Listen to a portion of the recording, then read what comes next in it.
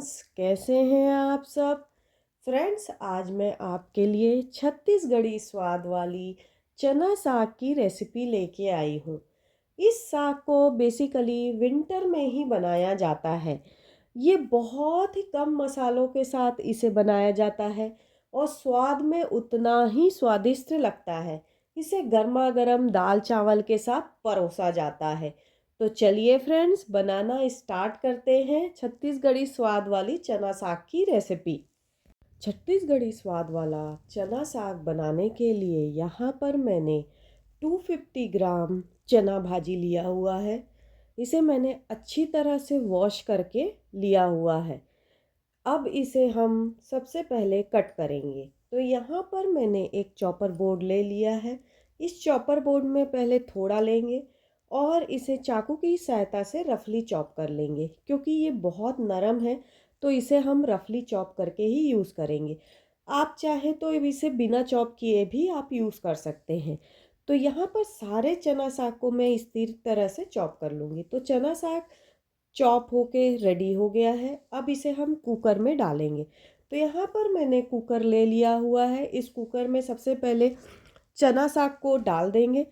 चना साग को डालने के बाद अब हम इसमें बाकी की चीज़ें ऐड करेंगे। तो सबसे पहले मैं यहाँ पर 3 जो बैगन है उसको मैंने अच्छे से वॉश करके छोटे छोटे पीसेस में कट कर लिया है। उसे हम इसमें डाल देंगे क्योंकि जो देसी तरीका है उसमें बैगन ज़रूर डलता है। इसके बाद हम इसमें 2 टमाटर को अच्छी तरह से वॉश करके चॉप करके डाल देंगे। फिर इसके बाद 1 टीस्पून चॉप्ड गार्लिक डाल देंगे। देन इसके बाद 1 ग्रीन चिली को चॉप करके इसमें डाल देंगे। इसके बाद हम इसमें 1 टीस्पून सॉल्ट डालेंगे। देन इसके बाद हाफ टी स्पून हल्दी डालेंगे और इसके बाद इसमें हाफ कप हम पानी डाल देंगे। पानी डालने के बाद इसके ढक्कन को लगा के हम मीडियम टू हाई फ्लेम पर इसमें 2 से 3 सीटी दे देंगे। तो यहाँ पर मैंने कुकर में 2-3 सीटी लगाया था। अब कुकर ठंडा हो चुका है। अब इसे हम खोल लेंगे। खोलने के बाद अब मैशर की सहायता से इसको अच्छे से मैश कर लेंगे ताकि जो सारी चीज़ें हैं अच्छे से मैश हो जाए। तो यहाँ पर सारी चीज़ें अच्छे से मैश हो गई है। अब हम इसको तड़का लगाएंगे। तो तड़का लगाने के लिए यहाँ पर मैंने एक पैन ले लिया है। इसमें 2 टेबलस्पून हम ऑयल डाल देंगे। ऑयल हमारा जैसे ही गर्म होगा हम बाकी की चीज़ें ऐड करेंगे। तो ऑयल हमारा गर्म हो चुका है। अब यहाँ पर 2 हरी मिर्च को मैंने बीच से कट करके स्लिट करके इसमें ले लिया है, उसे डाल देंगे और इसे एक बार चला लेंगे। तो हरी मिर्ची यहाँ पर हल्का कुक हो चुकी है। अब हम इसमें एक मीडियम साइज़ के प्याज को अच्छी तरह से वॉश करके चॉप करके इसमें डाल देंगे। प्याज डालने के बाद इसे भी हम इसमें अच्छे से मिक्स करेंगे और हल्का सौटे होने देंगे। तो यहाँ पर प्याज हल्का सौटे हो चुका है। अब इसमें हम 1 टीस्पून चॉप्ड गार्लिक डाल देंगे।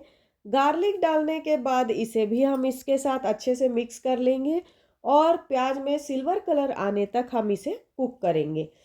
तो यहाँ पर प्याज में अब सिल्वर कलर आ चुका है, प्याज अच्छे से कुक हो चुका है। अब इसमें हम एक मीडियम साइज़ के टमाटर को चॉप करके डाल देंगे। टमाटर को डालने के बाद इसे भी हम अच्छे से मिक्स कर लेंगे और इसके साथ कुक करेंगे।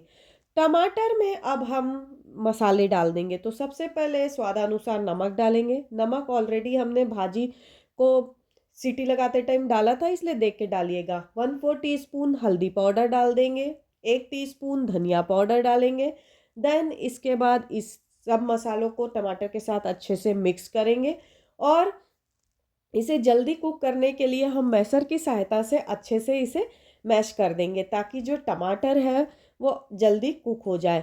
अब इसके बाद हम इसमें स्पून की सहायता से इसे एक बार अच्छे से मिक्स कर देंगे और इसे कुक होने देंगे। तो हमारा टमाटर भी अब अच्छे से कुक हो चुका है। अब हमने जो भाजी था उसको इसमें डाल देंगे। भाजी को डालने के बाद इसे भी हम अच्छे से मिक्स कर लेंगे। तो भाजी यहाँ पर अच्छे से मिक्स हो गई है। अब हम इसे मीडियम टू हाई फ्लेम पर कम से कम 2 से 3 मिनट हम कुक करेंगे। तो यहाँ पर 3 मिनट हो चुके हैं, हमारी भाजी जो है कुक हो चुकी है। अब इसके ऊपर डालने के लिए हम एक तड़का बनाएंगे। तो यहाँ पर मैंने एक पैन ले लिया है। अब इसमें हम सबसे पहले 1 टेबलस्पून ऑयल डाल देंगे। ऑयल हमारा अब गरम हो चुका है। अब हम इसमें सबसे पहले 3 सूखी लाल मिर्च डालेंगे। लाल मिर्च डालने के बाद अब इसमें हम 7 से 8 गार्लिक को 2 भागों में कट करके लिया हुआ है, उसे डाल देंगे और इन दोनों को अच्छे से मिक्स कर लेंगे। और जैसे ही ये थोड़ा फ्राई हो जाएगा, अब इसमें हम 1 tablespoon Kashmiri red chilli powder डाल देंगे। इससे उसमें कलर बहुत अच्छा आता है। अगर आपको तीखा पसंद है तो नॉर्मल रेड चिली पाउडर भी ले सकते हैं। अब इस तड़के को हम अपने भाजी में डाल देंगे। तो यहाँ पर तड़के को मैंने भाजी में डाल दिया है। तो ये हमारी भाजी बनके रेडी हो गई है फ्रेंड्स। अब हम इसे प्लेट में सर्व करेंगे। तो यहाँ पर मैंने एक प्लेट ले लिया है। इसमें सब भाजी जो है हम उसे डाल देंगे। ये बिल्कुल ऑथेंटिक देसी स्वाद वाली भाजी बनी हुई है।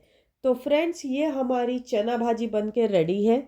अगर ये वीडियो आपको अच्छी लगी हो तो इसे लाइक और शेयर करना ना भूलें। और फ्रेंड्स, अभी तक आपने मेरे चैनल को सब्सक्राइब नहीं किया है तो सब्सक्राइब कर ले और बेल आइकन पे क्लिक करना ना भूलें, ताकि जो भी मैं नया वीडियो डालूं उसका नोटिफिकेशन आपको मिल जाए।